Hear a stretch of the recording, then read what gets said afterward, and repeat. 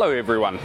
In this video, we're going to take a look at footwork, what good quality footwork is, and how to break it down into actionable items so that you can continue to improve. Specific skills such as toe hooks, heel hooks, smearing, and how to load and deload your feet so that you can climb with better control. Footwork can be broken down into three main components: trust, or how much you believe your foot's not going to slip; weighting and using your feet; and accuracy, placing your feet where you want, when you want, at what speed you want. Trusting your feet is about knowing where they're placed and how close they are to slipping. An analogy I use for coaching this is, imagine running with your eyes closed.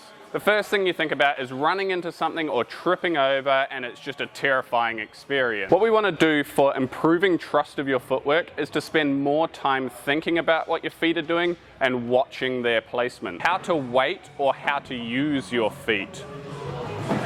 With this, we want to think about center of gravity. My belly button right now is my center of gravity, and it's centralized between my 2 feet. If I pick one foot up, I fall towards that footer. So that's going to make an untrusting or uncomfortable foot movement. What I want to do with this, if I need to move a foot, is actually want to shift my center of gravity away from that foot.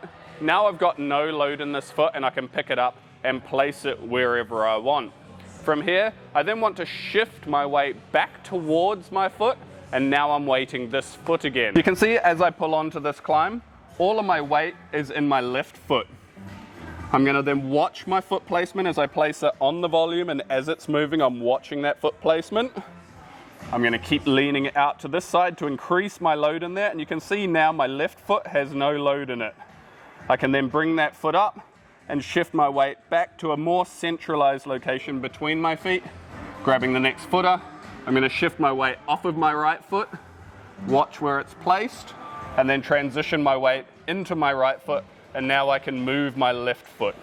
All the time I'm watching my feet as they're placed and as they're moving, so I really build trust in those foot positions and know exactly where my feet are. Footwork accuracy is about being able to place your feet where you want, when you want, and at what speed you want.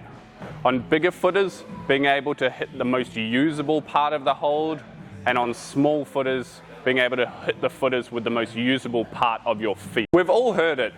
Use the tips of your toes. But why do we want to use this? The tip of the toe is a very small area of your foot, so it's a really good way to practice accuracy of foot placements. It also helps us to improve the usability of our foot. For instance, if I blanket this hold and I want to drop my heel low, I can't do that. I also can't pivot back and forth or swap feet. By coming out to the tips of my toes, it allows me to drop my heels low if I need. I can come up onto my toes, and I can also pivot left and right depending on what the move requires. All of these footers here are pretty big, but I can blanket those holds and not be able to see them at all, meaning I'm not going to be able to foot swap on them as efficiently as if I could see a part. So what we want to do with this is we want to come back to the tips of our toes, and I'm going to use the left side of this hold because I want to swap my right foot onto it. And as I'm climbing then, I've left enough room to be able to tilt my right foot on its 45 on its side, and then as I roll that foot on, I roll the other foot off. This allows me to keep a lot of weight in my feet, meaning that I don't have to pull as hard, and it's also less likely that my feet are going to slip.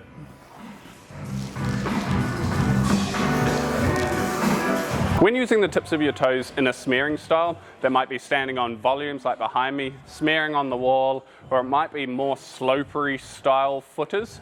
A good technique can be to drop your heels low. If I come up onto my toes, you can see the angle of my shin is now angling with the volume. That's going to increase the chances of my foot slipping down the volume. By dropping my heel nice and low, it lengthens the posterior chain and allows my hips to be able to sink in towards the wall. And it means I can walk across this and even in some cases balance without having to hold on to any handholds. If I come up onto the toes here, we just mentioned it on the volumes, but what is smearing?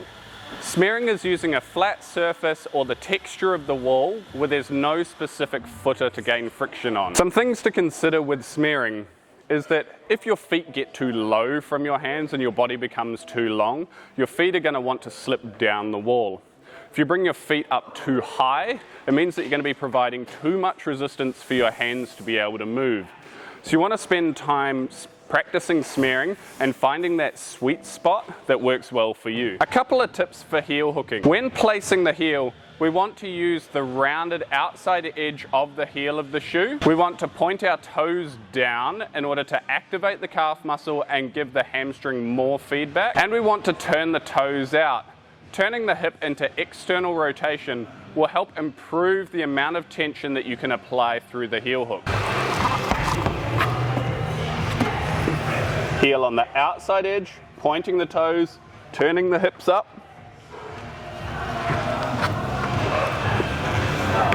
When placing toe hooks, we want to consider the depth of the foot. If I come very shallow here, it requires a lot of leverage and I can't keep that toe hook in. If I move my hand a little bit further out of the way and bring the toe hook in really, really deep, I can then maintain that tension through the toe hook. Once you've placed your toe hook and you've got it nice and deep and nice and strong, we want to play with what our hip position is. If I shift my hips to the right, I can load that toe hook more before moving out of it. If I was to start shifting to the left, I'm actually going to start to peel off of this footer. You can see when placing this toe hook, if I keep my hips square on, the toe hook falls out and I land on my ass. But by twisting my hips in, I'm able to move through that move and keep a lot better tension. Thanks for watching. We hope you found this content useful. If you did, please chuck us a like and subscribe and it'll help us get more content out to you.